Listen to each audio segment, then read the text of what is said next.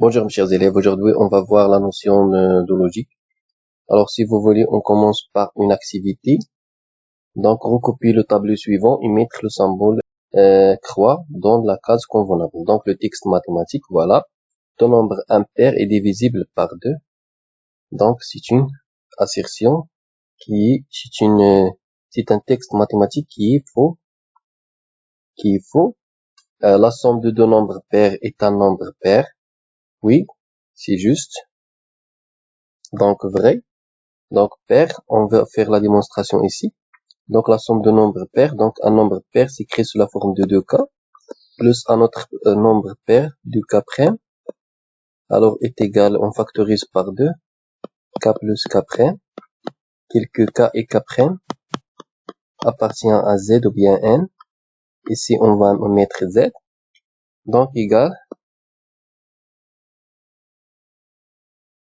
2K secondes, tel que K secondes, égale bien sûr K plus K' appartient à Z. La somme de deux entiers est un entier. D'accord? La somme de deux entiers relatifs est un entier relatif. Donc, pour cela, donc voilà, 1 sur 3 est un nombre décimal, donc fausse. Pourquoi il est fausse? Car 1 sur 3 est un nombre décimal, donc faux, car on suppose que 1 sur 3 appartient à un ensemble des décimaux, donc il s'écrit sous la forme A sur 10 à la puissance P, tel que A appartient à N et A appartient à Z et P appartient à N. Ça signifie que 10 à la puissance P est égal 3A. Et ça signifie que 10 à la puissance P est multiple de 3. Donc, multiple de 3.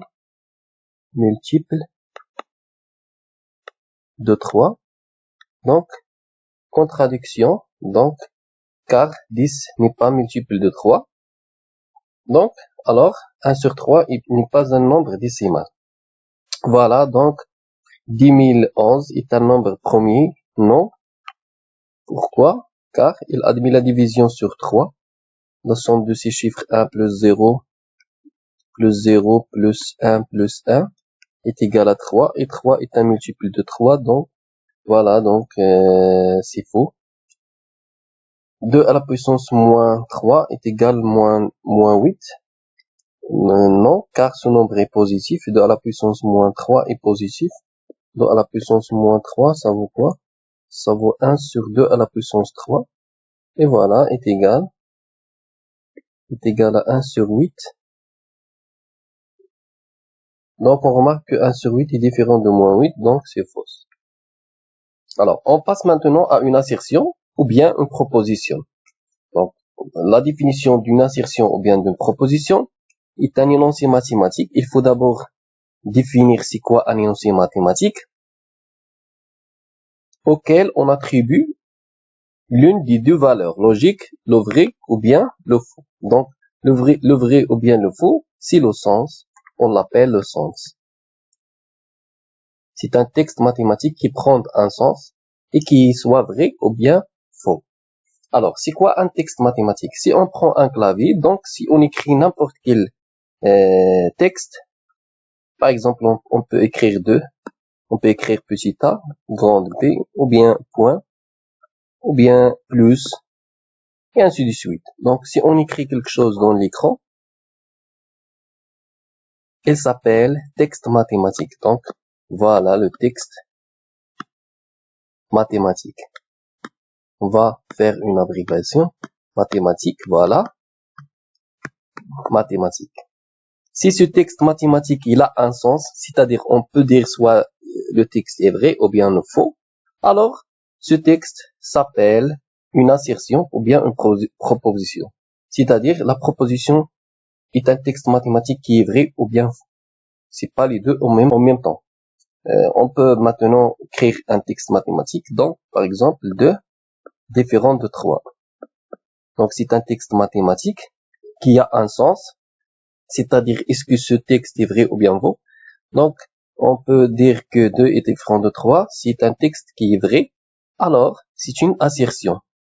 Ou bien, on peut écrire le faux, c'est-à-dire 1 est égal à 2.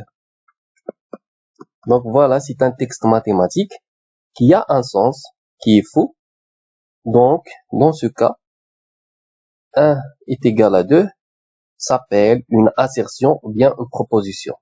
Voilà, on passe maintenant à autre chose. Voilà les exemples. Donc, la notation d'une assertion, il est noté par une lettre majuscule. Donc, 3 racines de 3 inférieur à 2 racines de 7. Est-ce que c'est un texte mathématique? Oui. Est-ce qu'il a un sens? C'est-à-dire, est-ce qu'on peut dire, est-ce que ce texte est vrai ou bien faux? On fait la comparaison. Donc, 3 racines de 3, le tout au carré, ça vaut quoi? Ça vaut 9 fois 3, ça vaut 27. Et d'autre part, 2 racines de 7, le tout au carré, ça vaut 4 fois 7, et ça vaut 28. Donc, on peut dire que 27 est inférieur strictement à 28.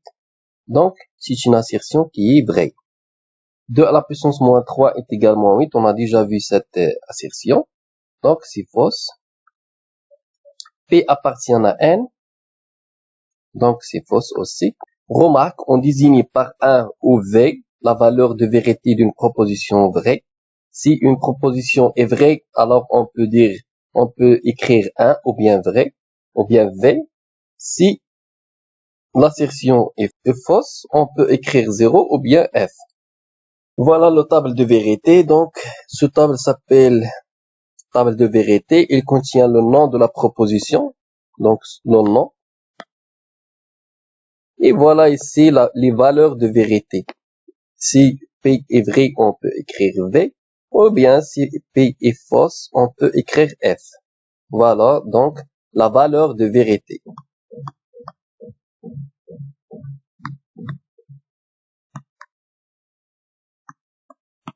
La valeur de vérité, voilà.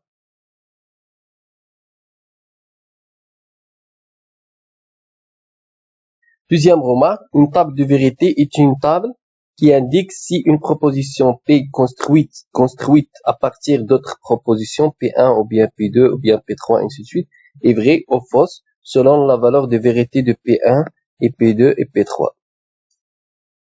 On va prendre des exemples dans la suite de cours. Donc on passe maintenant à la troisième remarque. Donc principe de tiers exclu. Donc, principe de tiers exclu, une proposition ou bien une assertion qui soit vraie ou bien fausse. Et elle ne peut pas être à la fois vraie et fausse, c'est-à-dire le tiers exclu. Donc, le tiers exclu, c'est-à-dire une proposition qui soit vraie ou fausse. Et pas le tiers exclu, on va exclure la troisième cas, c'est-à-dire vrai et faux. Vrai et faux. On passe maintenant à l'exercice d'application. Déterminer la valeur de vérité de chaque proposition suivante. Donc, le nombre 4725 est divisible par 9. Est-ce que cette proposition est vraie ou bien fausse? Donc, on va calculer la somme des chiffres. Donc, 4 plus 7 plus 2 plus 5. Donc, 4 plus 7, ça vaut 11. 11 plus 2, ça vaut 13. 13 plus 5, ça vaut 18. Donc, est égal à 18. 18 est multiple de 9. Donc, oui, c'est vrai. Oui. La proposition est vraie. Car la somme de ces chiffres est divisible par 9. Donc, ce nombre est divisible par 9. Voilà, donc on passe à autre chose. Le carré de racine de 2 plus racine de 3 est égal à 5. Donc, on va calculer ici. Donc, racine de 2 plus racine de 3, le tout au carré. Ça vaut quoi? Identité remarquable, voilà A et voilà B. Donc, A au carré, c'est-à-dire racine de 2, le tout au carré, plus 2 fois AB, c'est-à-dire 2 fois racine de 2 fois racine de 3, plus racine de 3, le tout au carré. Ça vaut quoi? Donc, ici 2, ici 3, donc 5, plus 2, racine de 2 fois racine de 3, ça vaut racine de 6. Donc, ça vaut racine de 6. Voilà le résultat. donc est différent de 5. Donc cette proposition est fausse. Donc fausse. Voilà, on passe à autre chose. Les solutions de l'équation 2007x carré moins 2006x moins 1 est égal à 0 sont 1 et moins 1 sur 2007. On va remplacer x par la valeur 1. On a ici 2007 moins 2006 moins 1, donc c'est vrai, oui. Donc 1 est une solution de l'équation. On va essayer pour moins 1 sur 2007. Donc moins 1 sur 2007 le tout au carré. Ça vaut quoi? Donc 2007 sur 2007 le tout au carré. Après la compensation, vous pouvez faire chez vous cet exercice. 2006 fois moins, n'oubliez pas ce moins, donc plus sur 2007 moins 1 égale à 0. On va simplifier ici par 2007. Il nous reste ici 2007. Donc 1 sur 2007 plus 2006 sur 2007 moins 1. 2006 plus 1, ça vaut est égal à 0, bien sûr. Donc 1 plus 2006, ça vaut donc le tout sur 2007. 1 plus 2006, ça vaut 2007 moins 1. Et 1, 2007 sur 2007, ça vaut 1. 1 moins 1. 1 moins 1 est égal à 0. Donc voilà, donc les solutions sont, donc l'assertion est vraie. Donc l'assertion est vraie. On passe maintenant à opération sur les propositions. On a déjà noté les propositions par A, B, C, ainsi de suite jusqu'à P, et ainsi de suite. Donc, les notations de les propositions sont P. On va appliquer des opérations. La première opération, c'est la négation. La négation d'une proposition. C'est pas le contraire. Il y a la différence entre le contraire et la négation. Dans une discussion entre Mohamed et Amin, qui consiste à ce que Mohamed donne la négation de tout ce qu'a dit Mohamed et Amin, et que Amin donne la négation de tout ce qu'a dit Mohamed, compléter le tableau suivant. Donc, on va compléter un tableau.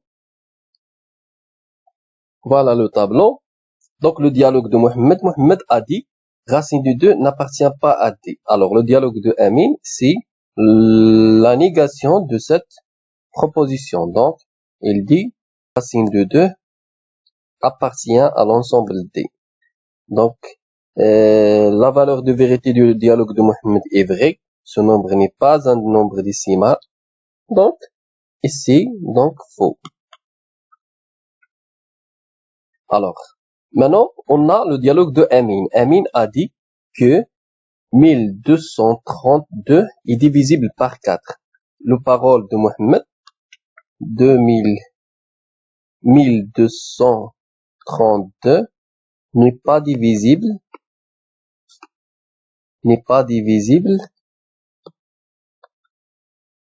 par 4. C'est quoi l'assertion qui est vraie? Donc, on va prendre deux derniers chiffres de nombres. 32. Est-ce que 32 est multiple de 4? Oui. Donc, il est divisible par 4. Donc, le dialogue de Amin qui est donc vrai. Et celui de Mohamed est fausse. Donc, faux. Voilà. R est inclus dans Q. Donc, R n'est pas inclus dans Q. L'ensemble Q. Alors, c'est quoi l'assertion qui est vraie? Est-ce que l'assertion de Mohamed est vraie? On va trouver un nombre réel qui n'appartient pas à l'ensemble Q. Donc, racine 2, on a racine de 2. Ici, on a racine de 2. On va faire racine de 2 appartient à R. Et racine de 2 n'appartient pas à l'ensemble Q. On va voir la démonstration de cette assertion dans la suite du cours. Donc, voilà, donc c'est faux. Donc, faux. Et c'est vrai. Donc, la racine de moins 5, le tout au carré est égal à moins 5. La négation, c'est racine de moins 5, le tout au carré est différent de moins 5. C'est quoi l'assertion qui est vraie? On regarde le dialogue de Amine, donc son nombre est positif et son nombre est négatif. Donc, le parole de Amine est faux. Alors, automatiquement, celui de Mohamed soit vrai.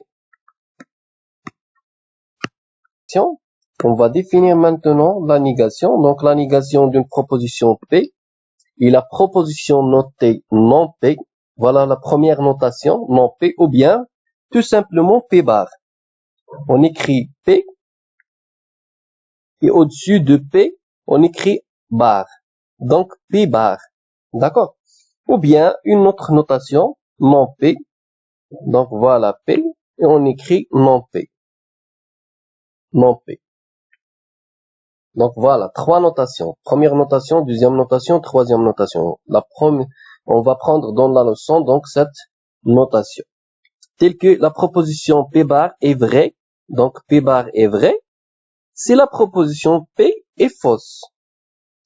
Et la proposition P bar est fausse, si la proposition P est vraie. C'est-à-dire, l'inverse.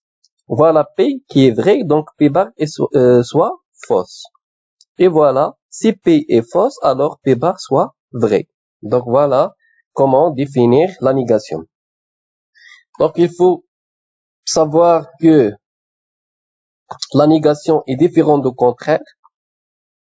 Donc moins 2, P bar moins 2 n'appartient pas à l'ensemble N. À l'ensemble N. Alors la valeur de vérité de P faux. Et celui de P bar donc est vrai. 2 est un nombre pair. Ici 2 est impair. Et impair. Donc 2 est pair, c'est une assertion qui est vraie. Voilà, le P bar est fausse. Moins 2 au carré est égal à 4. Attention ici. On va faire cette égalité ici. Donc moins 2 égale. Moins 2 au carré égale moins 4. Et pas, c'est différent de 4. Donc moins 2, le 2 au carré est différent de 4. On va bien comprendre la différence entre la négation et le contraire dans cet exemple. D'accord? Le tableau est noir, alors c'est quoi P bar, la négation? La majorité des élèves dit que le tableau est blanche, mais c'est le contraire. Donc la négation, c'est le tableau n'est pas noir. Il se peut que le tableau soit vert, ou bien rouge, ou bien jaune, ou bien, et ainsi de suite. Donc, le tableau est noir, sa négation, et le tableau, il n'est pas noir. D'accord? Donc, le tableau est noir. Donc, la valeur des vérités. Par exemple, on va prendre cet écran. Donc, l'écran de cours, dans notre cours est noir. Donc, vrai. Voilà, le tableau est noir, donc l'écran est noir. Et voilà, la valeur de vérité de P bar, donc, est faux. Mais dans la classe, si le tableau est blanche, on va mettre ici un faux, ici un vrai.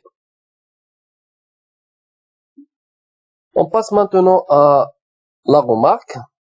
En notant P bar bar, la négation de la proposition P bar, on peut remarquer que les propositions P bar bar et P ont la même valeur de vérité.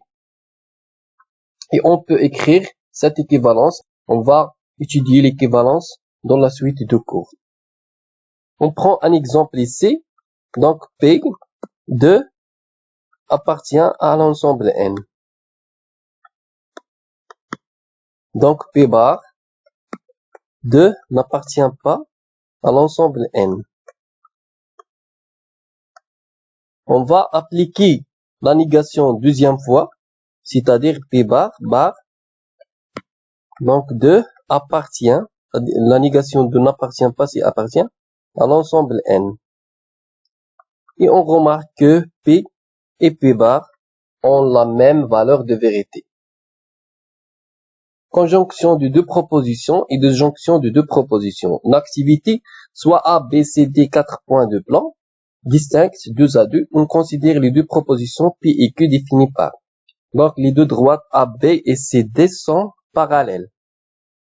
La droite A, B et C, D sont parallèles. Voilà P. Et l'assertion que les droites AD et BC sont parallèles. On passe à la suite de l'activité. Premièrement, si ABCD est un parallélogramme, que peut-on dire des propositions P et Q? Alors, si ABCD est un parallélogramme, alors on remarque que ABCD est un parallélogramme. Ça signifie que implique donc AB parallèle à DC et AD parallèle à BC, et donc l'assertion P et Q sont vraies. Donc P est vrai et Q est vrai.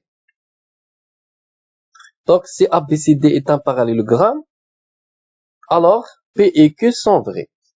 Si la proposition P et Q sont vraies, alors si on a AB parallèle, donc voilà AB parallèle à DC, et encore BC parallèle à AD. Que peut-on dire de la nature du quadrilatère ABCD? Voilà, ABCD est un parallélogramme. On va tracer ici un parallélogramme pour bien comprendre ABCD. Alors, si P est vrai, c'est-à-dire AB est parallèle à DC, donc vrai. Et encore, Q est vrai, c'est-à-dire AD est parallèle à BC, donc ABCD est un parallélogramme, oui, vrai. Donc, c'est vrai. Si P est vrai et Q est fausse, donc c'est pas un parallélogramme. Si P est fausse et Q est vrai, c'est pas un parallélogramme. Si les deux assertions sont fausses, alors c'est pas un parallélogramme.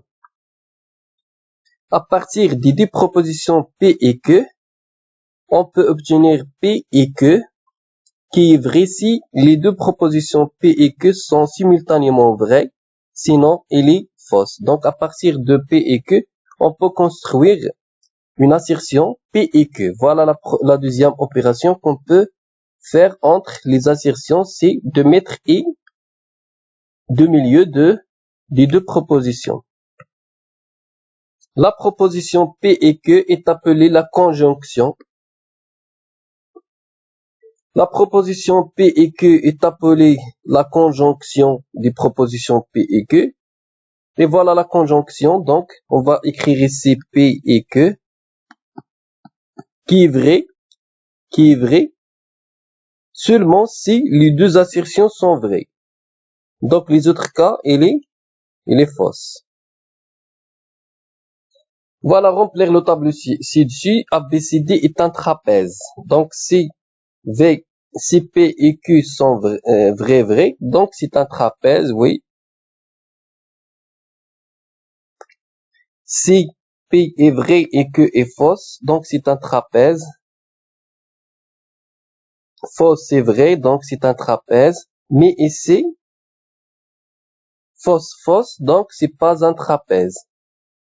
Donc, à partir de deux propositions P et Q, on peut obtenir une proposition P ou Q qui est vraie si au moins une des deux propositions P et Q est vraie. Au moins une est vraie. D'accord? On peut donner une définition à P ou Q. Elle est fausse seulement si P et Q sont fausses à la fois. La proposition P ou Q est appelée la disjonction des propositions P et Q, et on peut écrire P ou Q. Elle est fausse seulement si les deux propositions sont fausses. Mais si l'un est vrai, donc il est vrai. Donc vrai. Donc vrai, vrai. Voilà. Définition. La conjonction de deux propositions P et Q et la proposition qu'on note P et Q, ou bien la notation, d'accord, elle est vraie si les deux propositions P et Q sont vraies. Donc, il est vrai seulement si P et Q sont vrais. 2 appartient à l'ensemble N et 4 est pair. Par exemple, voilà une assertion. Voilà ici on a P, ici on a Q, et voilà I entre P et Q. Est-ce que cette assertion est vraie ou bien fausse? Alors, on peut voir la première assertion. 2 appartient à N, donc c'est vrai. Donc, P est vrai. 4 est pair, donc Q est vrai. Alors, on peut dire que P et Q, il est vrai. Voilà autre exemple. Donc, moins 1 est égal à 1 est fausse. Racine du 9 supérieure strictement à 2 est vrai. Donc, cette assertion est fausse. Donc, voilà l'assertion est fausse. Donc, la proposition 3 inférieure strictement à P, vrai. P n'appartient pas à Q, vrai. Donc, voilà. Donc, cette assertion est vraie. La conjonction de deux propositions P et Q est un connecteur logique binaire. Binaire, c'est-à-dire on a deux P et Q, défini par la table de vérité ci-dessus. Donc, il est vrai. Donc, P et Q, il est vrai seulement si les deux assertions sont vraies. Donc, vrai ici, donc faux, fausse, fausse, fausse. Voilà, table de vérité de la conjonction. On remarque que la proposition P et P bar est une proposition fausse. Pourquoi? Le table de vérité, donc on peut tracer un table de vérité comme ça. Donc, ici on a P bar, on a P et P bar. On a ici deux cas, vrai, faux, vrai, fausse. Donc, P bar, fausse, vrai, c'est l'inverse. Alors, on a déjà vu que P et P bar, il est vrai seulement si les deux assertions sont vraies. Mais ici, c'est pas le cas. Donc, il est fausse, fausse. Donc, toujours, cette proposition est fausse. Disjonction de deux propositions. La disjonction de deux propositions P et Q est une proposition notée P O Q. Ou bien, P O Q, il est vrai si au moins une des propositions P ou bien Q est vraie. Exemple, le nombre 15, donc P, le nombre 15 est premier au pair. Le nombre 15 est premier, donc fausse. 15 est pair, fausse. Donc voilà, l'assertion est fausse. La proposition racine de 81 est égale à 3. Donc cette assertion, la racine, on va la calculer. Racine de 21 est égale racine de 9. Racine de 9 est égale à 3. 3 est égal à 3, voilà. Racine de... Donc voilà, donc c'est vrai. Donc P est vrai, c'est pas l'appel de voir l'assertion 2. Mais si vous voulez la chercher, donc c'est pas un problème. Donc l'assertion est vraie lorsque au moins une est vraie. Donc on a trouvé ici le vrai, c'est pas la peine de chercher la deuxième. Alors, la proposition P ou P bar est une proposition qui est vraie. On va la démontrer dans un table de vérité, si vous voulez bien sûr.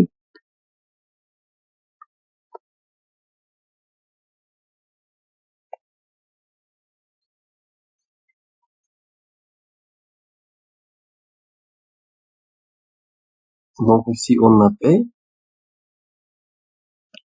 bar, on a P ou P bar. Voilà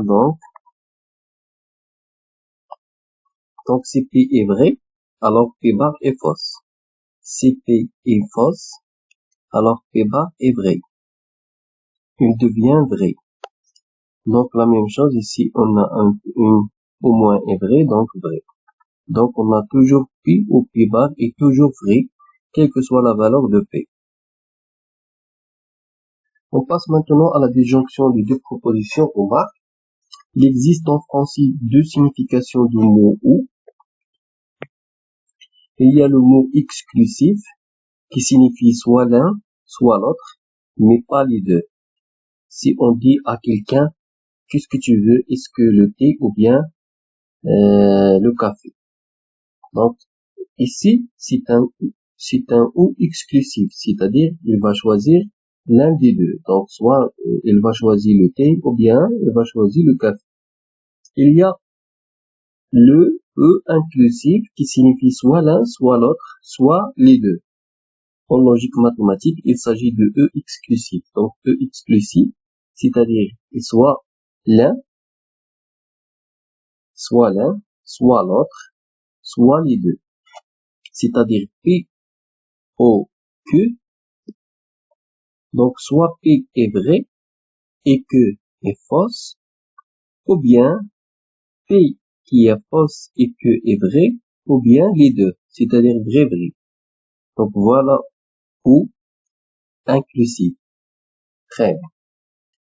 Disjonction de deux propositions, remarque, les propositions P et Q bar et Q bar ou Q bar ont la même valeur de vérité. Donc, il y a les mêmes valeurs de vérité pour les deux propositions. Vous pouvez faire chez vous, donc vous pouvez faire un tableau de vérité et de vérifier que P et Q bar, c'est la même chose, équivaut à dire. Donc, on va introduire ici P bar. I, on le change par O. Et voilà Q bar. Exercice, soit X un nombre réel, on a A inférieur ou égal à B signifie que A inférieur strictement à B ou A est égal à B. Par exemple, si on écrit 2 inférieur ou égal à X. Donc, ça signifie que soit on a 2 inférieur strictement à X, ou bien X est égal tout simplement 2.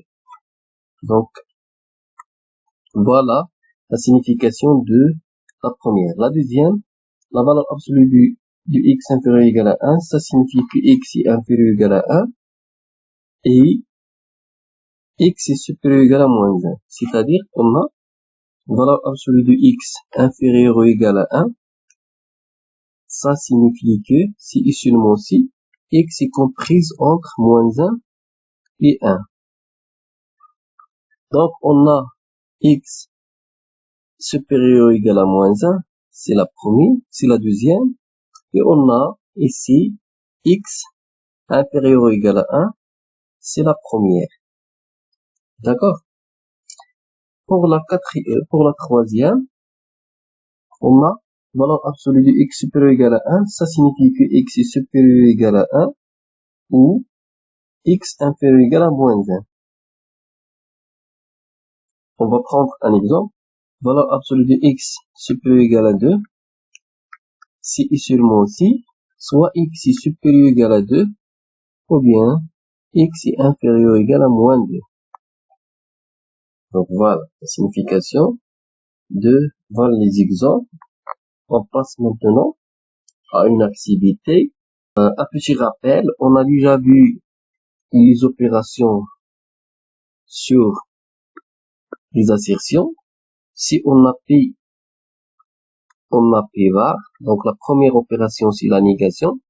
Si on a P et que, on peut soit faire P et que, donc l'opération c'est I, ou bien ou. Donc P ou que. Dans cette partie, on va voir l'implication donc ce symbole. D'accord? L'implication.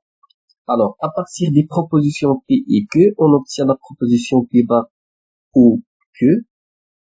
La proposition P bar ou que est appelée l'implication des propositions P et que. On la note, P bar, P implique que. Isolé, P implique que. D'accord? Donc, c'est quoi P? implique que, par définition, ça signifie que on va introduire ici le bar, donc P bar. Au lieu d'écrire l'implication, on va écrire ou. Et voilà, on va écrire tout simplement que. Voilà. Donc c'est ça l'implication par définition dans l'activité. On va compléter l'activité, donner la table de vérité de la proposition P implique que. Donc on a ici les 4 cas, donc P et Q, soit vrai et vrai, ou bien vrai et fausse, ou bien fausse et vrai, ou bien fausse et fausse. Donc pour les assertions, alors on va faire ici, si vous voulez bien, P bar. Donc on a ici le vrai, donc P bar est fausse. On a ici vrai, F. On a F, donc vrai, on a F, donc vrai. Voilà. Donc on va tout simplement travailler par les deux colonnes. C'est-à-dire, P bar ou Q est fausse uniquement si les deux sont fausses. Donc on va chercher. Donc voilà. La première est fausse, la deuxième est fausse, donc est fausse ici. Mais les autres cas, toujours il est vrai. Voilà. Donc l'application. Donc, si vous voulez, on va introduire ici la colonne de l'implication. Alors P implique que. C'est la même chose que celui-là. Donc vrai, faux, vrai, faux. Et on peut introduire, si vous voulez, la définition de l'implication ici, dans ce colonne, en disant que P implique que est une proposition qui est fausse seulement, vous pouvez voir ici le vrai, donc seulement il est fausse lorsque la première P, donc vous pouvez remarquer que P est vrai, et la deuxième est fausse. C'est-à-dire, vrai implique fausse et toujours fausse. Les autres cas, ils sont vrais. Quels sont les autres cas? Donc, soit vrai implique le vrai, soit le fausse implique le fausse, ou bien le fausse implique le vrai. Mais seulement P implique que et fausse seulement si vrai implique le fausse. Voilà. Donc, le vrai implique le vrai est très bien, fausse implique fausse c'est très bien, mais ici on a le fausse implique le vrai.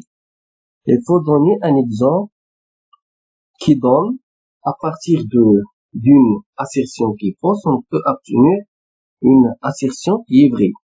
Si vous voulez, on va prendre un exemple. Par exemple, 2 égale à 1 et 3 égale à 4. Par exemple.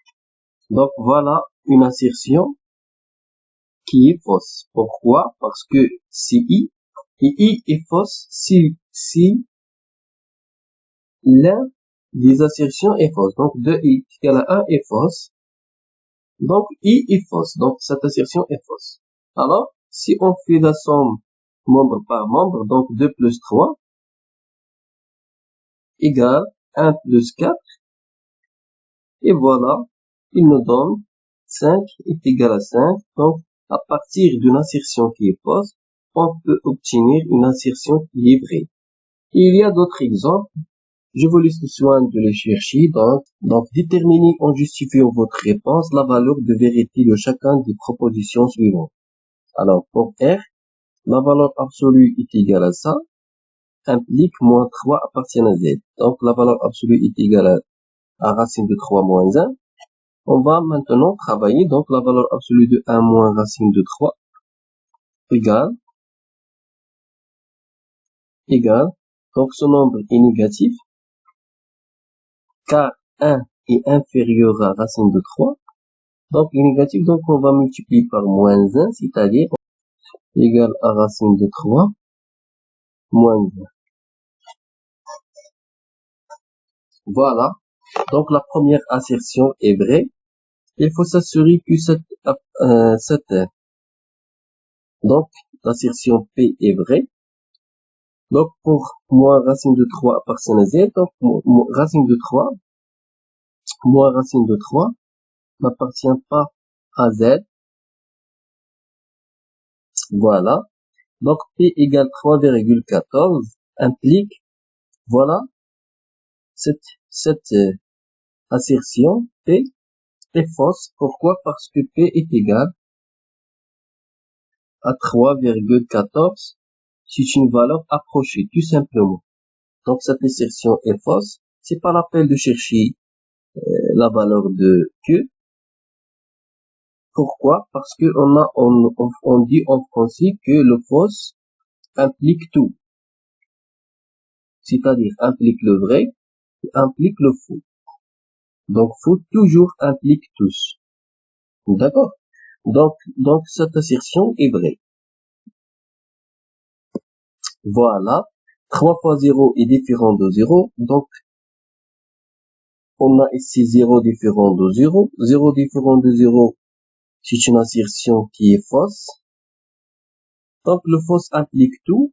Donc, si n'importe quelle valeur de vérité que ça soit vrai ou faux, donc toujours l'implication est vraie.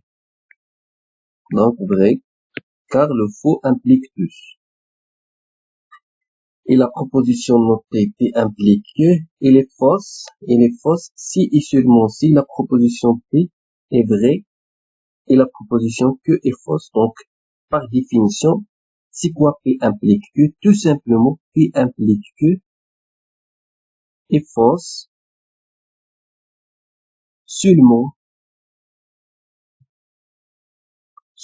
si le vrai implique le faux. D'accord? Dans les autres cas, toujours il est vrai. On a déjà vu comment trouver le faux implique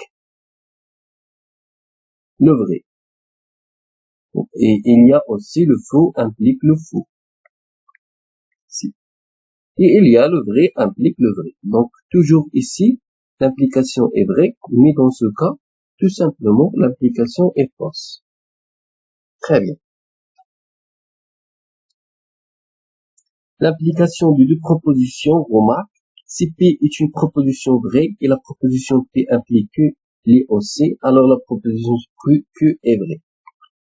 Si on a une application, une proposition qui est vraie, et si on démontre l'implication vraie, alors que est vrai. Si on veut montrer qu'une assertion que est vraie, on commence par une assertion qui est P vraie, alors implique une assertion P1, implique P2, jusqu'à l'arrivée à que. Si on a cette implication est vraie, et le départ est vrai, alors que la fin, c'est-à-dire que est vrai. Donc, si on a P implique que, alors on peut dire que, pour que la proposition P soit vraie, il suffit que la proposition Q soit vraie. Dans ce cas, on dit que Q est une condition nécessaire. Donc, Q est une condition nécessaire pour que la proposition P soit vraie. On va prendre des exemples, on va voir des exemples. Et si P implique que, alors on peut dire que pour que la proposition Q soit vraie, il suffit que la proposition P soit vraie. Dans ce cas, on dit que P est une condition suffisante pour que la proposition soit vraie. Condition suffisante et condition nécessaire. Alors, ABCD est un parallélogramme, c'est-à-dire on peut, par exemple, dessiner un schéma ABCD, un parallélogramme, implique ABCD est un rectangle.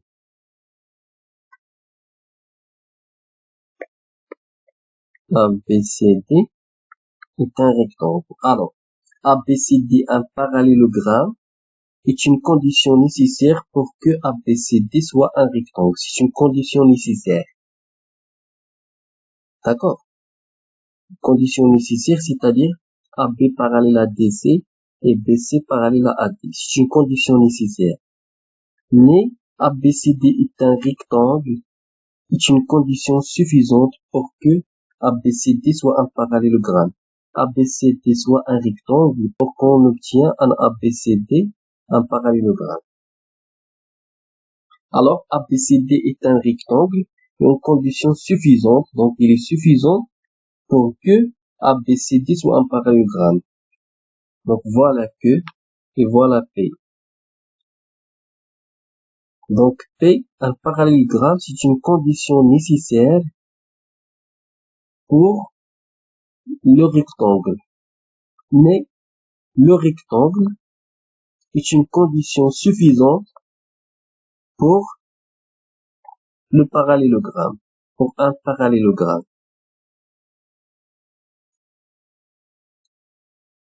Équivalence de deux propositions, alors soit A et B et C une activité, voilà. Donc soit A, B, C, 3 points de plan, distincts 2 à 2. On considère les deux propositions P et Q définies par P. A, B, C est un triangle rectangle en A. Donc voilà la section P. Et voilà la section Q. Que BC au carré est égal à B au carré plus AC au carré. Complétez le tableau suivant. Donc si P et Q sont vrais, ABC un triangle rectangle en A. Et on a aussi théorème de Pythagore. Alors P implique que, donc vrai, car le vrai implique le vrai. Ici le vrai implique le vrai, donc vrai. Et voilà. Et pour I, donc vrai est vrai, donc vrai. Mais ici vrai implique faux, donc faux. Mais le faux implique le vrai, c'est vrai. Et ici F, car il existe un F ici. Donc F implique le vrai, le faux implique tous, d'accord? F implique le vrai, c'est vrai. Mais l'inverse, vrai implique le faux et faux. Et on a ici F. La même chose, donc F implique F, ça vaut vrai. F implique le F, ça vaut le vrai. Donc vrai implique le vrai. Donc, cette proposition est vraie si on a vrai implique le vrai. Si on a vrai, P est vrai et Q est vrai. Et P est F et Q est F. C'est-à-dire ils ont même valeur de vérité. Donc cette proposition est vraie si les deux propositions P et Q, elles ont même valeur de vérité.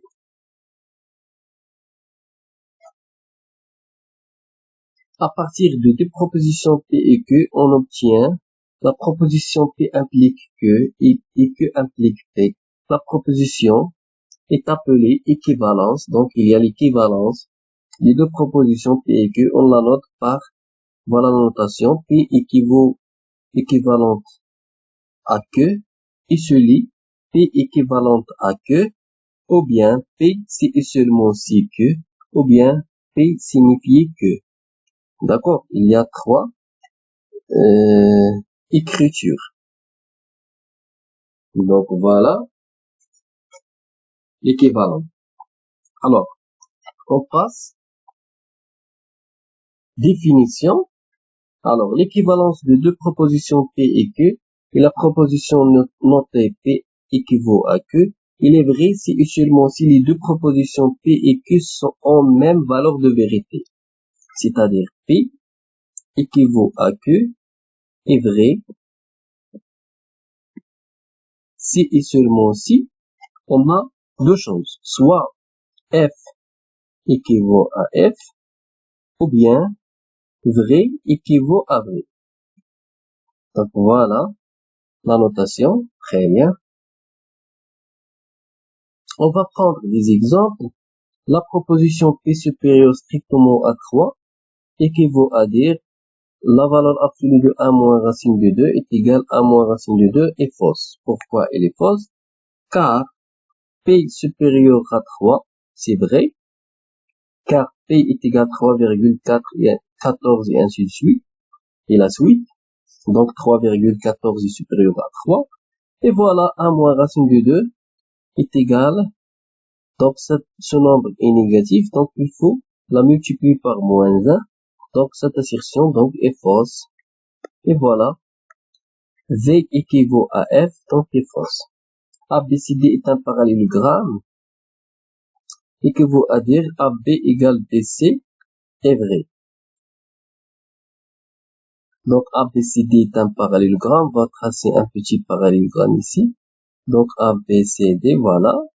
Donc on a AB, le vecteur AB est égal DC. Donc voilà, donc cette assertion est vraie. ABC est un parallélogramme. Et voilà, cette assertion est vraie. Donc vrai équivaut à vrai, donc l'équivalence est vraie. La proposition x carré est égal à 4 équivaut à dire x égale à 2 où x est un nombre réel est fausse. Donc est fausse, cette assertion est fausse car on a ici, il faut ajouter donc x carré est égal à 4 signifie que x est égal à 2 ou bien x est égal à moins 2. Voilà la réponse.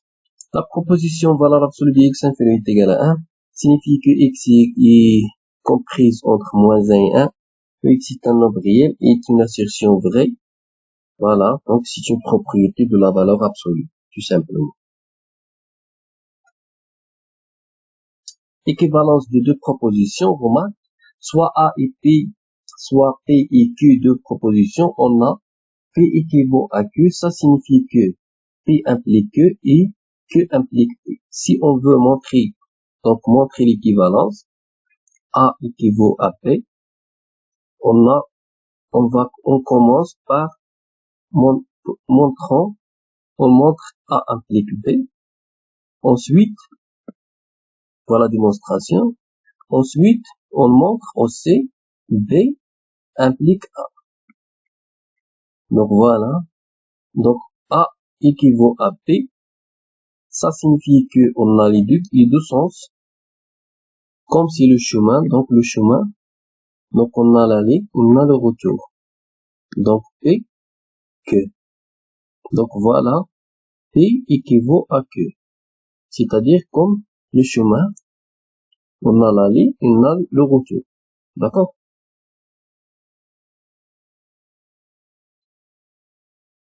Activité, soit une analogie naturelle, on considère.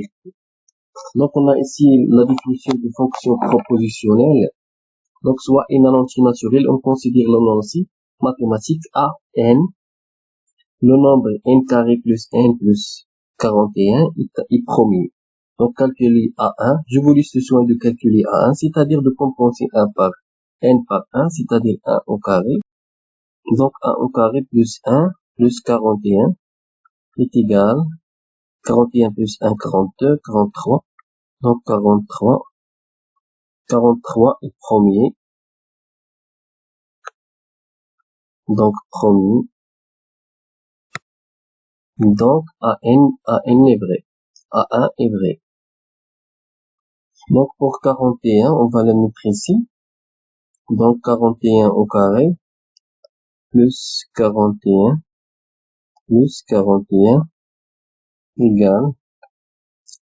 égale 41 au carré plus 2 fois 41, x plus x ça vaut 2x, donc 2 fois 41, on va multiplier, on va factoriser par 41 facteur de 41 plus 2, ça vous donne 41 fois 43.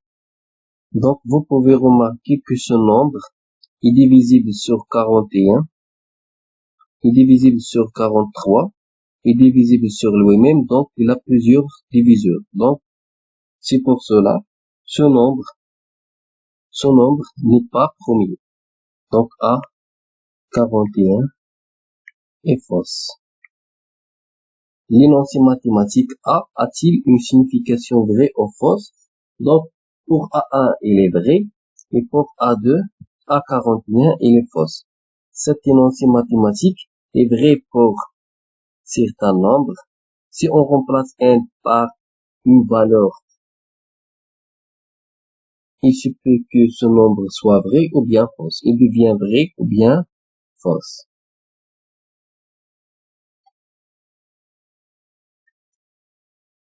On considère l'énoncé mathématique x carré plus x supérieur égal à 0. L'énoncé mathématique A contient une variable appartenant à R et qui devient, donc il y a une variable, c'est-à-dire x, donc x, une variable, appartient à un ensemble, il y a l'ensemble, et qui devient une proposition, c'est-à-dire il devient vrai ou faux, à chaque fois qu'on remplace la variable x par élément de l'ensemble R. C'est une fonction propositionnelle définie sur R et on la note à x. Déterminer des valeurs de la variable réelle x pour laquelle la fonction propositionnelle est une proposition vraie.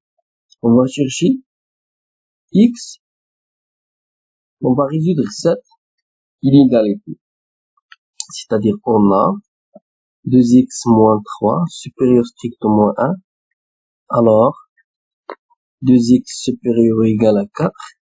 Alors, x supérieur ou égal à 4 sur 2. Donc, alors, x est supérieur strictement à 2. X appartient à l'intervalle. X est supérieur, donc on va mettre ici 2. Donc, x est supérieur à 2, c'est-à-dire x se trouve ici. Donc, l'intervalle 2 au vert, car on n'a pas ici ou égal, point virgule plus infini. D'où l'ensemble E et 2 plus infini. Donnez un exemple d'une fonction propositionnelle d'une seule variable. Par exemple, x appartient à R, une équation du second degré x carré moins 3x plus 2 égale à 0. Si on choisit 1, alors p de x,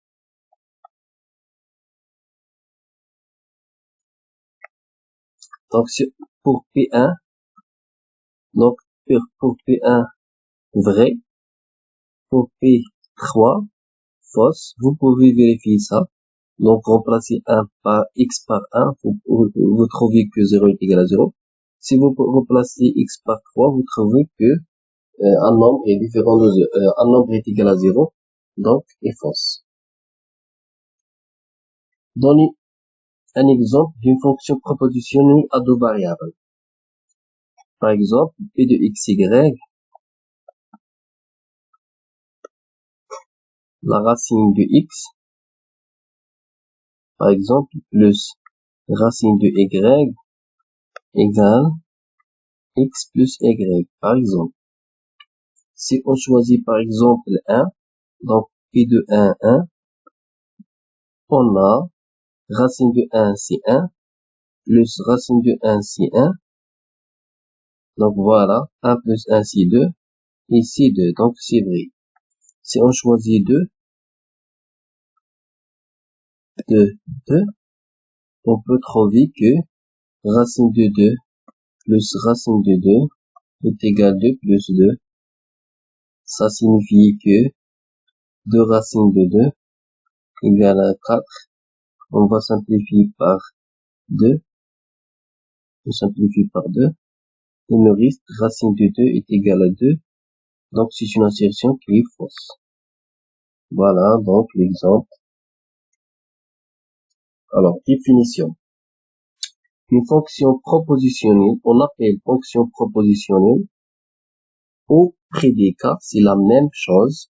Tout énoncé mathématique contient une ou plusieurs variables, donc il y a les variables. Premièrement, il y a des variables, c'est-à-dire il y a x, y et ainsi de suite. Appartiennent à un ensemble, il y a l'ensemble E, qui devient une proposition à chaque fois qu'on remplace la variable ou bien les variables par un élément. Si on remplace les variables par des éléments, on obtient une proposition. On la note généralement AX, ABX, AXY et ainsi de suite, selon les variables. Ici, un seul variable, ici deux variables, ici trois variables. L'ensemble E est appelé ensemble au domaine de définition de la fonction propositionnelle. Voilà les exemples. Soit la fonction propositionnelle à x carré moins x inférieur à 0, où x appartient à R, on a A0 est une proposition fausse. On peut vérifier ça, donc 0 au carré moins 0, inférieur strictement à 0, c'est-à-dire 0 inférieur à 0, donc c'est fausse.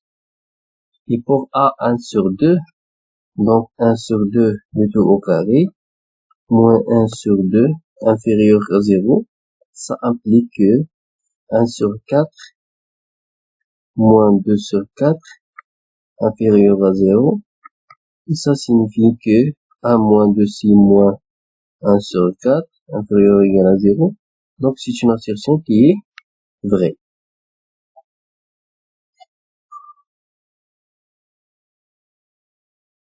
Soit la fonction propositionnelle bxy, vous pouvez faire chez vous. Vous pouvez remplacer x par 2 et y par 1.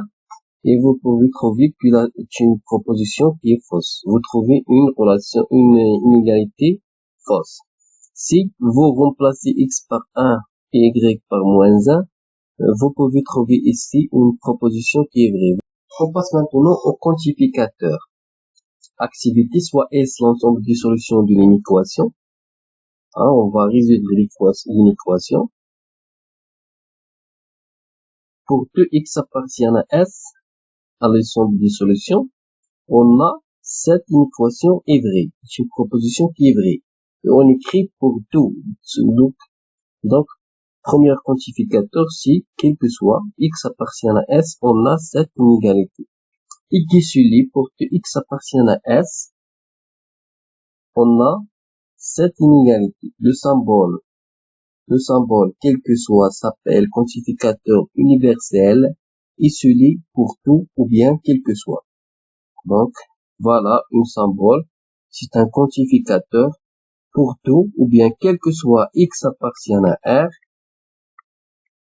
On a x carré moins 2x supérieur ou égal à 0. Il existe des éléments de l'ensemble Z qui vérifient une équation x carré moins 2x inférieur ou égal à 0, inférieur strictement à 0. Il suffit de remarquer à titre d'exemple que le nombre 1 est une solution d'une équation. On dit que il existe au moins, donc voilà, donc existe au moins un élément x de z tel que x carré moins 2x inférieur strictement à 0. Et on écrit existe au moins x appartient à z tel que le symbole existe au moins s'appelle quantificateur existentiel et celui existe au moins. Si on a un ensemble E, par exemple, il contient 4 éléments, c'est-à-dire 1, 2, 3, 4. Donc voilà E, au moins un élément, c'est-à-dire soit on obtient 1, ou bien 2, ou bien 3, ou bien 4. Donc soit on a un élément, soit on a 2, soit on a 3, ou bien 4. Définition. Soit x une fonction propositionnelle d'une fonction variable, un ensemble E à partir d'une fonction propositionnelle, x définisseur de proposition, quel que soit x appartient à x, qui se lie pour tout x appartient à E, à x, ou quel que soit x appartient à E, à x, et qui est vrai lorsque tous les éléments, donc AX est vrai lorsque tous les éléments de E vérifient la propriété AX. La proposition existe X appartient à E, donc voilà la deuxième, existe, il est vrai, il est celui, il existe au moins X appartient à E, à X, et qui est vrai lorsqu'il existe au moins X de E vérifiant la propriété. Exemple, la proposition, quel que soit X appartient à R, valeur absolue de X supérieur à 0, est une proposition qui est vraie. Donc, tous les éléments de R, on a la valeur absolue de X est toujours positive. On a un autre exemple ici, quel que soit X appartient à R, donc, deux points, X carré est positif, donc c'est une assertion aussi qui est vraie. La proposition existe n appartient à une étoile tel que 1 sur n appartient à une étoile est une proposition qui est vraie. Pourquoi? Parce qu'il existe au moins 1. C'est-à-dire, si on donne à n 1, donc on a 1 sur 1, ça vaut 1, et 1 appartient à l'ensemble n étoile, bien sûr. La proposition quel que soit x appartient à r, x carré appartient à z est une proposition qui est fausse. Il suffit de choisir x égale racine de 3. On a x carré est égal la racine de 3 au carré. Et on a L reste racine de 3 qui n'appartient pas à z. Remarque, soit ax une fonction propositionnelle d'une variable x dans l'ensemble mobile E. À partir de la fonction propositionnelle x appartient à E à x, on définit la proposition existe un seul élément x appartient à E à x qui se lit existe un unique x appartient à E qui vérifie à x, ou il existe un seul x appartient à E qui vérifie à x, et qui est vrai lorsqu'il existe un seul x de E vérifiant la propriété à x. Par exemple, on va prendre un exemple, existe un n appartient à n, tel que n plus 1, ça vous donne 2 et pas 3. Donc, cet élément, c'est 1. Donc, n est égal à 1. Si on ajoute 1 plus 1, ça vaut 2. Donc, il existe un seul entier 1 qui vérifie cette égalité. Donc, c'est pour cela on a écrit ici ce symbole. Existe unique élément de n, existe unique entier naturel qui vérifie 1 plus 1 est égal à 2. Exemple, la proposition existe n appartient à L, tel que n plus 1 est égal à 3 est une proposition qui est vraie. Si n est égal à 2, on a l'équation, et la seule solution de l'équation n plus 1 est égal à 3. Voilà un autre exemple. Remarque, ordre des quantificateurs. Plusieurs quantificateurs peuvent figurer dans une phrase mathématique. L'ordre dans lequel ils sont lus est très important et on a lorsque les deux quantificateurs existentiels se suivent, on peut les échanger sans changer le sens de proposition. La même chose pour, on a ici existentiel, donc la même chose pour universel. Lorsque les deux quantificateurs universels se suivent, on peut les échanger sans changer le sens. Par exemple, si on a quel que soit n appartient à z, quel que soit x appartient à r, donc x plus n est égal à 3. Si on fait la commutativité, quel que soit x appartient à r, ensuite, quel que soit n appartient à z, et on écrit ici la même phrase. Donc, ils ont même sens. Ils ont même sens. Donc, on peut changer si on a quel que soit avec quel que soit. ou bien on peut changer aussi si on a existe au moins avec existe au moins.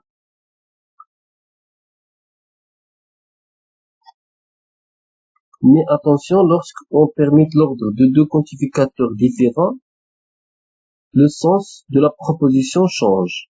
Donc, lorsqu'on permute l'ordre de deux quantificateurs différents, le sens de la proposition change. C'est-à-dire, si on a quel que soit quelque chose, avec existe quelque chose, si on change l'ordre, c'est-à-dire on commence par existe ce chose avec quel que soit ce chose, quel que soit, donc en général, ils n'ont pas le même sens. Donc la proposition change. On passe maintenant à la négation de la proposition. Quel que soit x appartient à x, donc sa négation, si existe, on va changer quel que soit par existe. Attention, il ne faut pas changer appartient ici. On change appartient dans cette partie. Donc avant, après les deux points. D'accord? Donc ici, on change quel que soit par existe. On met ici la négation de AX. On va prendre un exemple, quel que soit x appartient à R, deux points, x carré est supérieur ou égal à 0. Alors, sa négation, existe un x appartient à R, et on fait la négation de supérieur ou égal, alors x carré inférieur strictement à 0.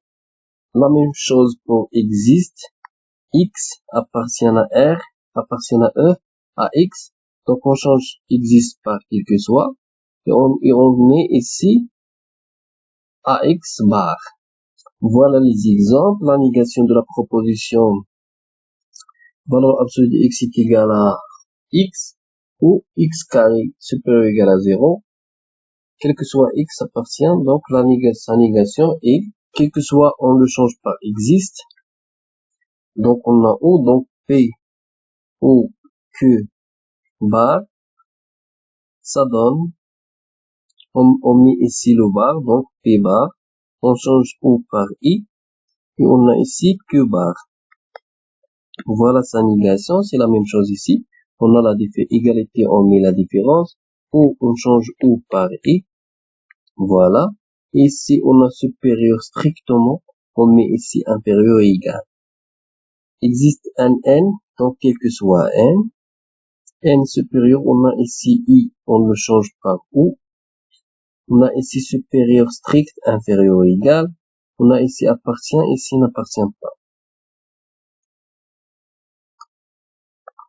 La négation de la proposition, le tableau est noir. Et le tableau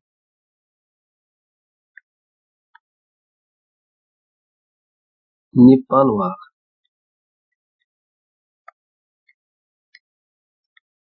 On a déjà parlé sur cet exemple. Donc voilà la négation. Mais le contraire de noir, c'est le blanc. Donc il faut distinguer entre le contraire et la négation. La négation de la proposition, le tableau noir, et la proposition, le tableau n'est pas noir. Conséquence, soit AX une fonction propositionnelle d'une variable X, d'un ensemble non vide, pour montrer que la proposition quel que soit X appartient à X, pour montrer que cette assertion est fausse, il suffit de montrer que sa négation est vraie. Donc voilà l'utilité de la négation. Si on veut montrer que P est vrai, donc pour montrer que P est vrai, il suffit de montrer que P bar est fausse. D'accord? Et l'inverse, si on veut montrer que P est fausse, il suffit de montrer que P bar est vrai. Donc voilà l'utilité de la négation. Donc on met la négation pour montrer quel que soit x appartient à E à x. On va faire la négation, c'est-à-dire existe un élément de E à x bar. Donc la négation doit être est vrai. Et on la montre qu'il est vrai. Donc alors l'assertion P est fausse. Ce type de raisonnement s'appelle raisonnement de contre-exemple. On va prendre un petit exemple montrant en utilisant un raisonnement par contre-exemple que la proposition est fausse. Voilà la négation de la proposition. Et P bar existe un élément appartenant à R étoile, tel que x plus 1 sur x inférieur strictement à 2. Prenons x est égal à moins 1. Donc si on remplace x par moins 1, on a moins 1 plus 1 sur moins 1 égale moins 1 est égal à moins 2. Et moins 2 est inférieur strictement à 2 est une assertion qui est vraie. Donc voilà, P bar est vrai. Et par suite, la proposition P est fausse. Donc ce type de raisonnement s'appelle raisonnement par contre-exemple. Contre-exemple. Contre, on met la négation, puis on donne un exemple. Ici, on met la négation, puis on donne un exemple.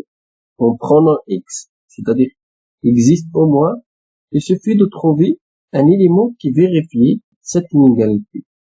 Donc voilà, existe au moins. Quel que soit, donc existe un n, appartient à n, quel que soit n, appartient à n, on a n est supérieur ou égal à n. Donc il existe un élément de n, on va prendre n est égal à 0, quel que soit m un entier naturel, toujours on a m est supérieur ou égal à 0. Donc c'est une assertion qui est vraie. Donc on a P bar est vrai, ça implique que P est fausse. Voilà un autre exemple. Quel que soit x appartient à R, x carré moins 2x moins 3 est égal à 0.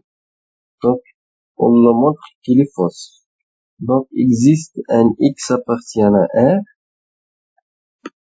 tel que x carré moins 2x moins 3 est différent de 0. On va prendre un exemple. Par exemple, 1. Donc, on a 1 au carré, ça vaut 1. Moins 2 fois 1, ça vaut moins 2. Moins 3 est différent de 0. C'est-à-dire, moins 4 est différent de 0. Si c'est une assertion qui est vraie, donc P bar est vrai, alors P est fausse. Je vous laisse le soin de faire cet exercice chez vous, cet exemple. On passe maintenant à les lois logiques, ou bien tautologie. C'est quoi les lois logiques? C'est quoi la tautologie? Une loi logique est une proposition constituée à partir d'autres propositions liées entre elles par les connecteurs logiques. C'est quoi les connecteurs logiques? Les connecteurs logiques, donc on a la négation, on a l'implication, on a i, on a ou, et on a l'équivalence. Donc voilà les liaisons qu'on peut faire entre les propositions P1, P2, P3, voilà les constitutions de loi, voilà, et qui est vrai indépendamment des propositions que la composent. Donc, toujours les lois logiques sont vraies. On va prendre des exemples pour bien comprendre ça. Par exemple, on va prendre des exemples pour bien comprendre P bar, P, O, P bar. Donc, c'est une loi logique. Pourquoi? Parce qu'il est constitué à partir de propositions liées. Donc, voilà P et P bar. Entre elles par des connecteurs. Le connecteur, c'est O. Donc, voilà cette loi logique est vraie, quelle que soit la valeur de P. On va la démontrer par un tableau de vérité. On va prendre P. Donc, voilà P. Les cas qui existent vrais ou faux. Et voilà P bar. Donc, si P est vrai, P bar soit faux. Si P est faux, P bar soit vrai. Et aussi, on va mettre P ou P bar. Donc, P ou P bar est vrai, au moins une est vraie. Donc, vrai, voilà vrai. Ici, on a vrai, donc vrai. Donc, si vous voulez, P ou P bar est vrai, quelle que soit la valeur de P. Donc, les lois logiques, généralement, on démontre une loi logique par le tableau de vérité. On va prendre des exemples, voilà. On peut démontrer ces lois en utilisant les tableaux de vérité. Donc, c'est pour cela Par exemple, P implique que, donc P implique que, c'est tout simplement P bar ou que. C'est la même chose que travailler avec P implique que, c'est la même chose que travailler avec P bar ou que. On a la négation de P et que. Sa négation, si tout simplement on fait la négation de P, on change et par ou, et on fait la négation de que. C'est la même chose pour ou. Et voilà, la négation de l'implication, il faut bien comprendre cette négation. Donc, la négation de P implique que sa négation équivaut à dire la négation. On a déjà montré que P implique que équivaut à P bar. Donc, P bar ou que. Et la négation de P bar ou que, on a déjà vu la négation de P ou que, c'est la négation de la première et la négation de la deuxième. Donc, la négation de la négation, on change I par ou, la négation de que, et voilà, la négation de la négation, c'est P et que bar. Donc, en général, P implique que bar, c'est la même chose que P et que bar. Premièrement, propriété, soit P et que de proposition, l'application que bar implique P bar est appelée contraposée de l'application P implique que. Et on la note, et on a P implique que équivaut à que bar implique P bar. C'est très facile de le démontrer par le tableau de vérité. Donc, remarque, le principe de raisonnement par contraposé est que, au lieu de montrer l'application P implique que, nous montrons sa contraposée. C'est la même chose. Pour cela, nous supposons que la proposition Q bar est vraie. Et nous montrons ceci entre la proposition Q bar est vraie. Voilà. Donc, en général, pour montrer l'implication P implique que, on a trois choses à faire. Premièrement, c'est le raisonnement direct, c'est-à-dire P implique P1, P1 implique P2, et ainsi de suite jusqu'à l'arrivée, jusqu'on arrive à que. Donc, ce type de raisonnement est un raisonnement direct. Voilà. Le deuxième raisonnement, donc c'est pour cela si on trouve une difficulté, au lieu de montrer P implique que, on montre Q bar implique P bar. Voilà. Et la troisième cas par l'absurde. L'absurde, il est dans la suite de cours. D'accord? Donc, on va prendre un exemple. À l'aide de raisonnement par contraposé montre que A différent de 1 et B différent de 1, alors A plus B moins A fois B et moins A fois B différent de 1. Donc, en général, ce raisonnement est utilisé lorsqu'on a la différence. D'accord? Donc, au lieu de montrer ça, on montre, tout simplement, on montre que la négation de A plus B moins AB différent de 1, c'est-à-dire A plus B moins AB égale à 1, implique la négation de P. La négation de P, on a I. Donc, il suffit de faire la négation de A différent de 1, c'est-à-dire A égale à 1. Et on change I par O. D'accord? On change I par O. Voilà. Et on a la négation de P différent de 1, c'est-à-dire B est égal à 1. Donc, on a A plus B moins AB est égal à 1. Ça implique que, ici, on factorise par A. Donc, A facteur de 1 moins B. On écrit B ici, B. Donc, on retranche moins 1 de chaque côté. Donc, on a ici moins 1 est égal à 0. Ça implique, on a ici 1 moins b, ici b moins 1. Donc, on factorise par 1 moins b, facteur de a.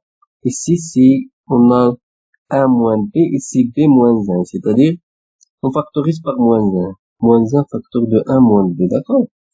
Donc, il nous reste moins 1 est égal à 0. Ça signifie que 1 moins b est égal à 0, ou bien a moins 1 égal à 0. Ça signifie que b est égal à 1, ou a est égal à 1. Et voilà, d'après le raisonnement par contraposé, on a et on écrit cette implication est vraie.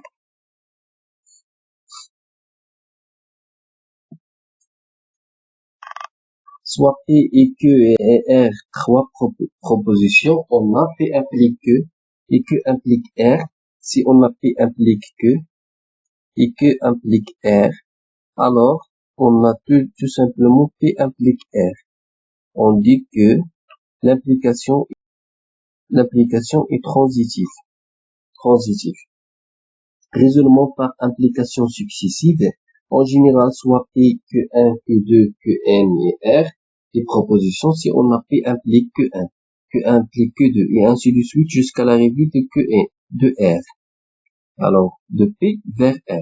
Alors, on a tout simplement P implique R. Ce type de raisonnement s'appelle raisonnement par implication successive. C'est un raisonnement direct. Donc, vous pouvez remarquer que cette implication est très difficile à montrer. Si on part de n carré est pair, on va essayer de la montrer directement, c'est-à-dire n carré est pair, ça veut dire que n est écrit sous la forme de 2k. Mais lorsqu'on veut n, on va mettre ici la racine, c'est-à-dire implique la racine de n carré égale la racine de 2k. Implique, on a ici la racine de n carré, ça vaut n, car n est positif, c'est un antinaturel. Mais ici, on a racine de 2 fois racine de k. Voilà, on arrête ici. Donc, pas de solution, on arrête ici. Donc, il y a la difficulté. Pour passer de P à Q, il y a la difficulté. C'est pour cela, on choisit le raisonnement par contraposé, c'est-à-dire de faire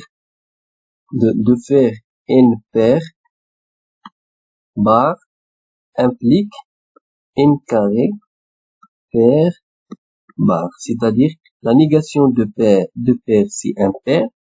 Donc il suffit de montrer, donc on écrit il suffit de montrer que n est impair, ça implique que n carré aussi est impair. Et voilà, donc la démonstration est très simple. N est impair s'écrit sous la forme de 2k plus 1. Si on met le 2 au carré, donc n au carré est égal, identité remarquable, donc 4k au carré plus 4k plus 1 factorise par 2, donc 2 facteurs de 2k au carré plus 2k plus 1. On met ici k secondes, k prime plus 1 tel que et ainsi de suite. Donc vous pouvez remarquer que c'est très facile de montrer par contraposé si on a des difficultés pour montrer l'application directement.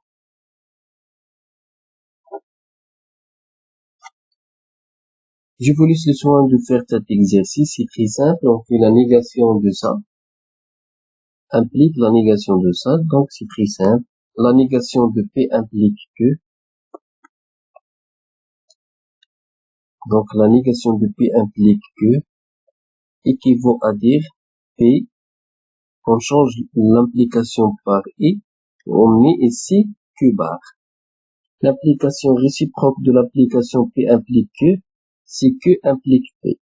Voilà l'implication réciproque. On a P implique Q. L'application réciproque, c'est Q implique P. Donc, on passe au raisonnement par équivalence. Donc, soit P et Q R, trois propositions, on a P implique Q et Q implique R, alors P implique R. On dit que l'équivalence est transitive. On a ici, en général, soit P1, soit P, Q1, Q2, Qn et R, des propositions. On a P équivaut à Q1, Q1 équivaut à Q2, Q2 équivaut à Q3 et ainsi de suite jusqu'à R. P équivaut à R. Donc le raisonnement par équivalence est très simple. Donc on a P équivaut à P1. P1 équivaut à P2. Et ainsi de suite jusqu'à R. Ça signifie que si R est vrai, alors ça implique que P est vrai. Mais il y a une difficulté ici. Il faut s'assurer que il y a les deux sens, c'est-à-dire de P vers P1, et on s'assure que P1 implique P. Donc il y a deux implications. Il faut s'assurer que il y a les deux sens. D'accord? On va prendre cet exemple. Soit x un nombre strictement positif. Alors, x plus 1 sur x supérieur ou égal à 2. On a x plus 1 sur x supérieur ou égal à 2. Alors, on retranche moins 2 dans les deux membres. Ensuite, on met les nombres en même dénominateur, x. Il y a une identité remarquable ici. Identité remarquable. Et puisque x, on a x est strictement positif. Voilà, strictement positif. Donc, voilà, positif supérieur ou égal à 0, car x est strictement positif, voilà. Donc, puisque cette proposition, la dernière proposition est vraie, alors la première est vraie aussi. Donc, la première est vraie. Donc, si on veut montrer que P est vrai, si on veut montrer que P est vrai, alors on met P équivaut à Q1, Q1 équivaut à Q2, jusqu'à l'arrivée à une propriété comme celui-là. Donc, c'est une propriété qui est vraie, quelle que soit la valeur de x supérieure strictement à 0. Donc, si on arrive à une propriété dite R qui est vraie, alors, conclusion, P est vrai. Je vous laisse le soin de faire cet exercice. Voilà. Aussi, cet exercice, vous pouvez le faire chez vous. Donc, voilà le troisième exercice.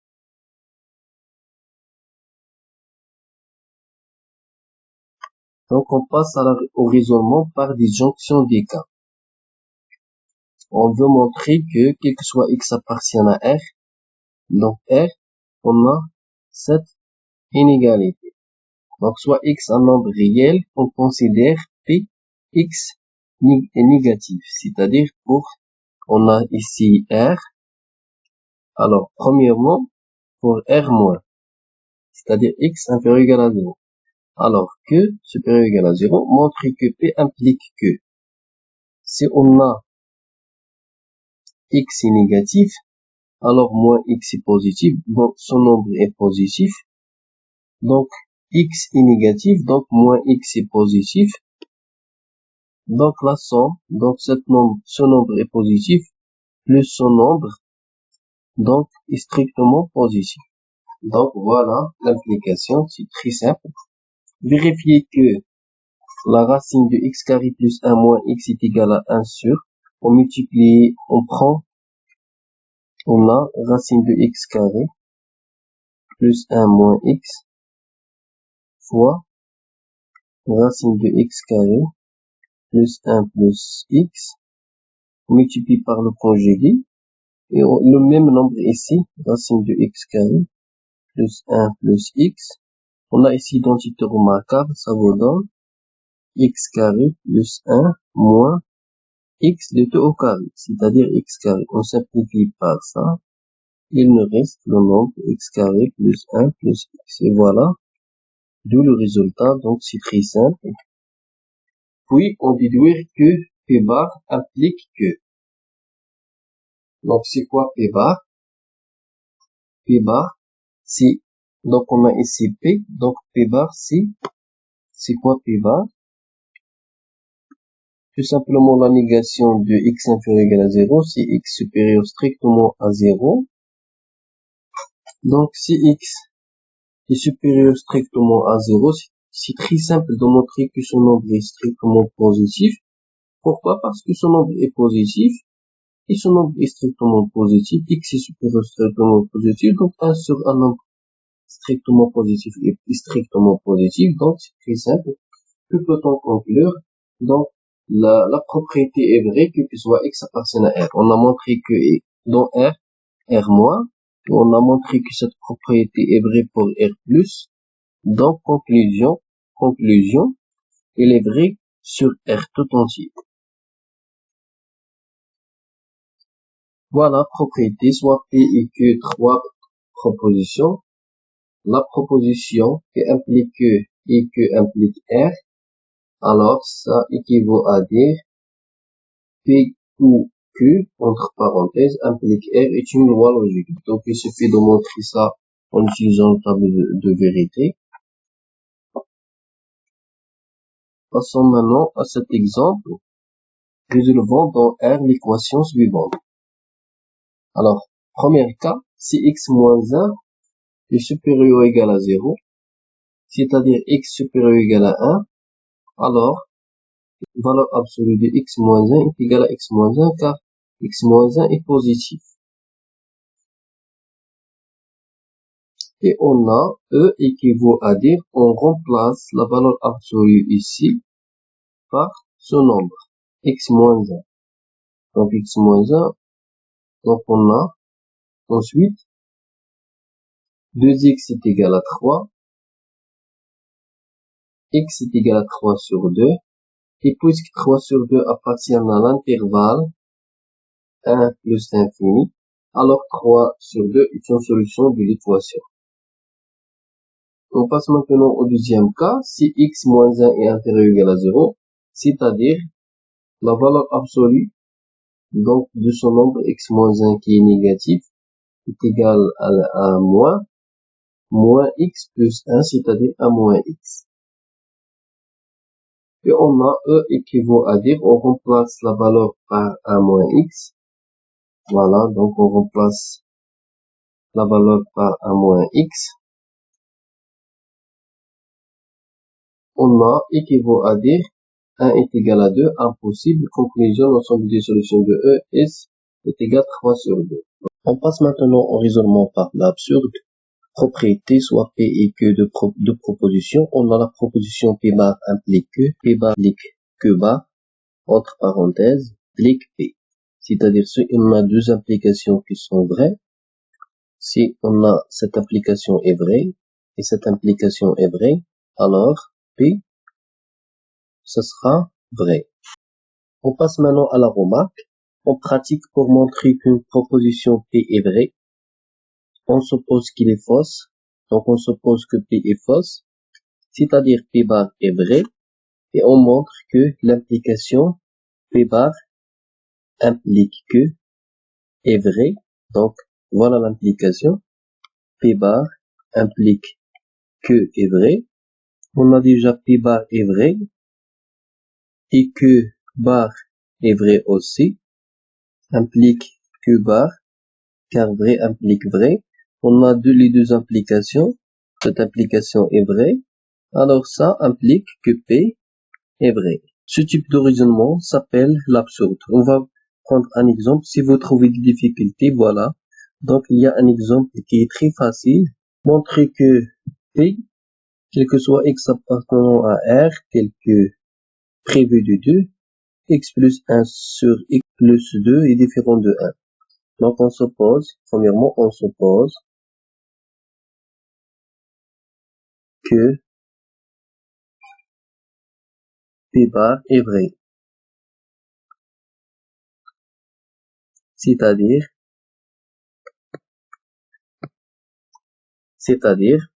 la négation de cette proposition quantifie et existe un x appartient à R prévu de 2 tel que x plus 1 sur x plus 2 est égal à 1. Donc voilà. Donc ça implique que x plus 1 est égal à x plus 2. Ça implique que, on simplifie par x, ça implique que 1 est égal à 2. Et voilà, donc absurde. Donc P est vrai.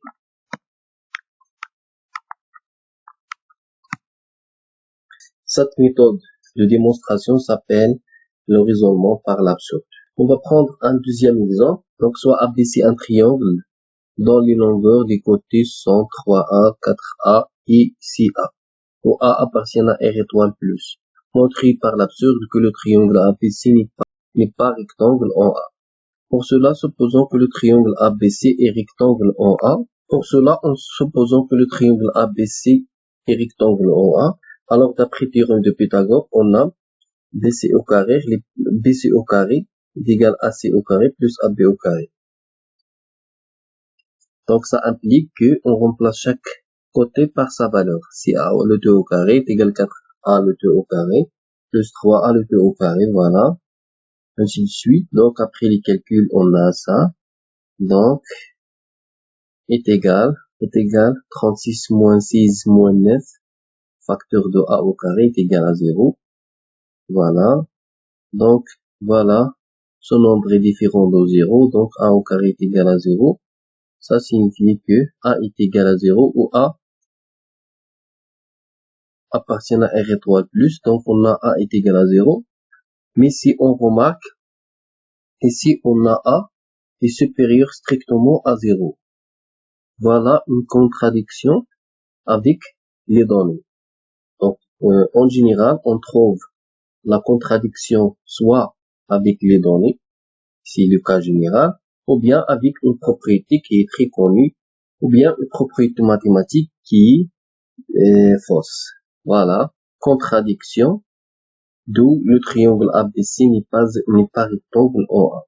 Voilà la démonstration. Je vous laisse le soin de faire cet exercice chez vous. Donc, on passe. Montrer par l'absurde que racine de 2 n'appartient pas à que. Donc, on se pose. Voilà, on suppose que racine de 2 appartient à l'ensemble que. Ça signifie que, ça implique que racine de 2 s'écrit sous la forme de A sur B, tel que A sur B est une fraction irréductible. Donc, une fraction irréductible, ou bien tel que le plus grand commun diviseur entre A et B est égal à 1 et A appartient à Z et B appartient soit à une étoile ou bien Z étoile. C'est la même chose. Donc, on a racine de 2 égale A sur B. Ça implique que A est égal racine de 2 fois B. Donc, on multiplie par B ici. Donc, B racine de 2, voilà. On multiplie par B ici, B sur B est égal à A. Donc, ça implique que A au carré est égal 2 B au carré. On pose B au carré est égal à K, tel que K égale B au carré. B au carré est un entier naturel, ou bien un entier relatif, donc appartient à Z. D'où A au carré est pair. Donc, A au carré est pair, ça implique que A est pair.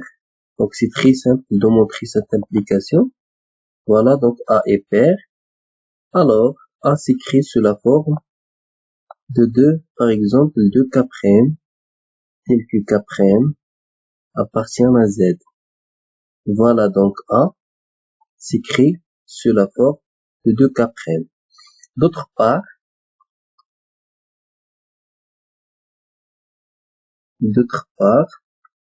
on a cette relation,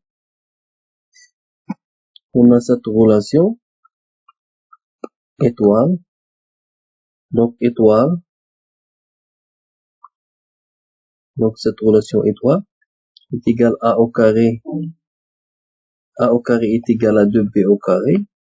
Et cette relation, on remplace A dans cette relation, on remplace A par sa valeur, c'est-à-dire, ça implique que 2K', le 2 au carré, ça vaut 2B au carré.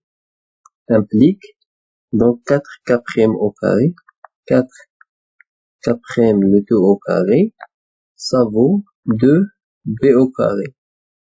Et ça implique que, on va simplifier par 2 ici, donc 2, donc il nous reste 2K' au carré est égal B au carré. Alors ça implique que on commence par B au carré, c'est-à-dire B au carré est égal 2. Au lieu d'écrire K' au carré, on va écrire K seconde tel que K seconde est égal K', le 2 au carré appartient à N et bien sûr appartient à Z. On remarque que B au carré est pair, donc B au carré est pair, ça implique que B est pair. Donc B est pair, alors B s'écrit sous la forme de 2 fois K, par exemple K1. Voilà, K1. Donc, voilà la relation 1 et la relation 2. D'après 1 et 2, on a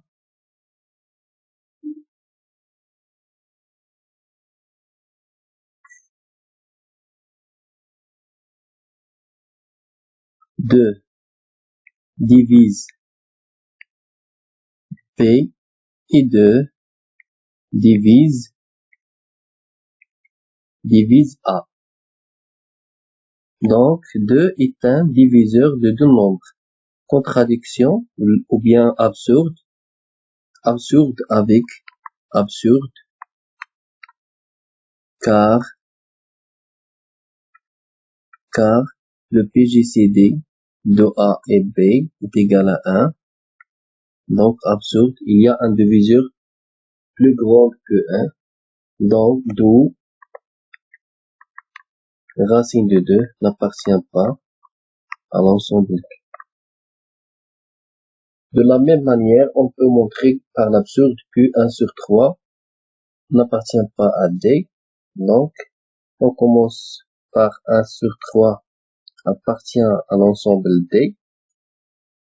Et voilà, 1 sur 3 s'écrit sous la forme, donc l'ensemble D, toujours l'ensemble D, est égal à sur 10 à la puissance P, tel que A appartient à Z et P appartient à N. Donc voilà l'ensemble D. Donc est égal à A sur 10 à la puissance P, sachant que A est un entier relatif et bien sûr P appartient à l'ensemble N.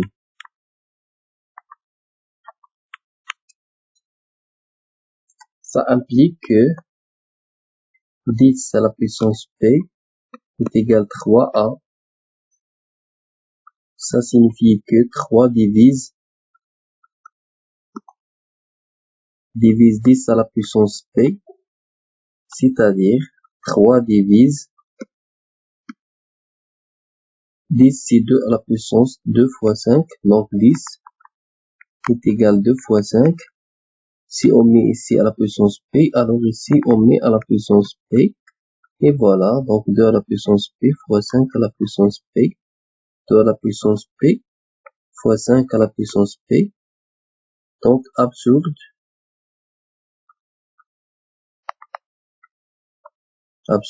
car 3 ne divise pas 2 à la puissance p fois 5 à la puissance p. On passe maintenant au raisonnement par récurrence. Soit Pn une fonction propositionnelle qui ne dépend que de l'entier naturel n et n0. Donc, toujours on utilise ce raisonnement dans l'ensemble n.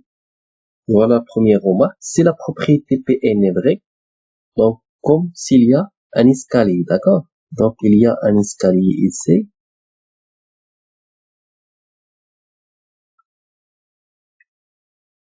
Donc, premièrement, n est n0. Donc, l'homme se trouve dans n0.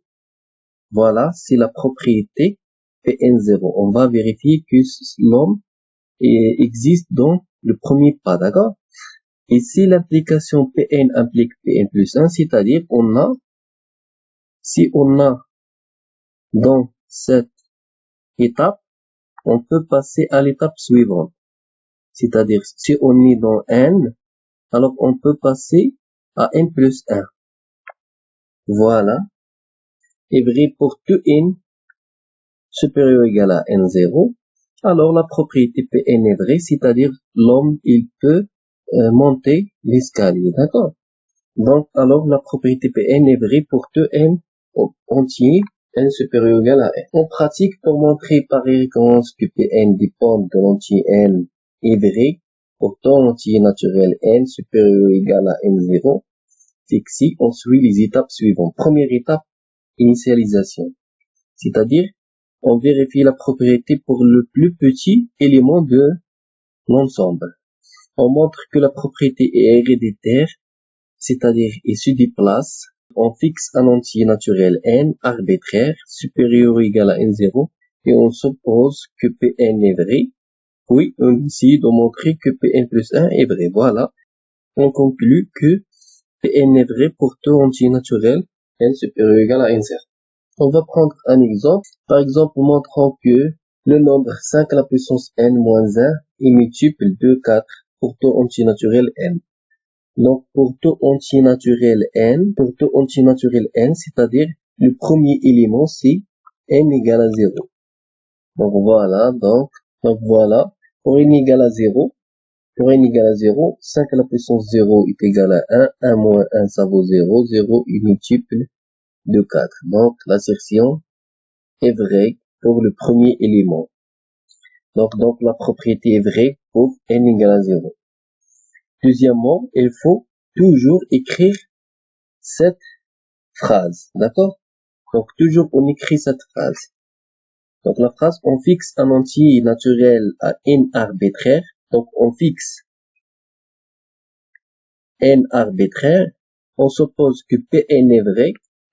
Et on montre Pn plus 1. Il y a la supposition que Pn est vrai. Donc, cette propriété est vraie pour Pn. Et on montre pour Pn plus 1 que cette propriété est vraie aussi. Donc, c'est quoi Pn plus 1? C'est-à-dire 5 à la puissance n plus 1 moins 1 est multiple, on va faire l'abréviation, est multiple de 4. Alors, d'après l'hypothèse de récurrence, on a 5 à la puissance n moins 1 est multiple de 4, c'est-à-dire, existe un cas appartenant à n tel que 5 à la puissance n moins 1 est égal à 4k. Ensuite, d'autre part, 5 à la puissance n plus 1 moins 1, ça vaut quoi? 5 fois 5 à la puissance n moins 1. C'est-à-dire, on retranche moins 5 et on ajoute plus 5. Donc, c'est 0, 0 intelligent, voilà. Donc, on factorise par 5.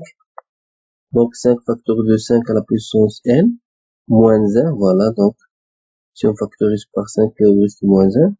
Donc, il nous reste plus 5, voilà, plus 5. Et sur moins 1, donc, on passe à autre chose, l'étape suivante. Donc ici, 5 moins 1, ça vaut 4. Donc, ici, ça vaut 4. On remplace 5n-1 par 4k, donc 4k. Au lieu d'écrire 5n-1, d'après l'hypothèse, c'est 4k. Donc voilà, factorise par 4, donc 5k plus 1, voilà. On pose 4k' où k' est égal à 5k moins plus 1 partiel à n, car c'est la produit et la somme des entiers naturels. Et on résout que 5n plus 1 moins 1 est multiple de 4. Voilà la démonstration. Donc, d'après le principe de récurrence, on a 5 à la puissance n moins 1 est multiple de 4. Voilà. Pour que n appartienne à n étoile, on a 1 plus 2 plus 3 jusqu'à n est égal le dernier nombre n fois le suivant, donc n plus 1 sur 2. Voilà donc, premièrement, on a, pour n est égal à 1, on a, donc pour n est égal à 1, on a 1 fois 1 plus 1 sur 2 est égal à 2 sur 2. Donc est égal à 1, alors la propriété est vraie pour n est égal à 1. On fixe un entier naturel non nul arbitraire n en supposant que Pn est vrai, puis on essaye de montrer Pn plus 1 est vrai. Donc on a 1 plus 2 plus 3 jusqu'à n plus 1 est égal à 1 plus 2 plus 3, et avant n plus 1 il y a n. Donc n'oubliez pas que cette propriété, donc on remplace n, la somme par n facteur de n plus 1 sur 2, on peut soit factoriser par n plus 1 directement, ou bien on rendre les deux nombres au même dénominateur, c'est-à-dire on multiplie par 2, on divise sur 2, donc voilà la somme, factorise par n plus 1, c'est un facteur commun, et on obtient le résultat. D'après le principe de récurrence, pour deux n appartiennent à n étoile, on a 1 plus 2 plus 3 jusqu'à n est égal à n facteur de n plus 1 sur 2. Voilà. طامح ترجو الإفادة إن تشأ فيض السعادة لا تكن بالذكر غافلا.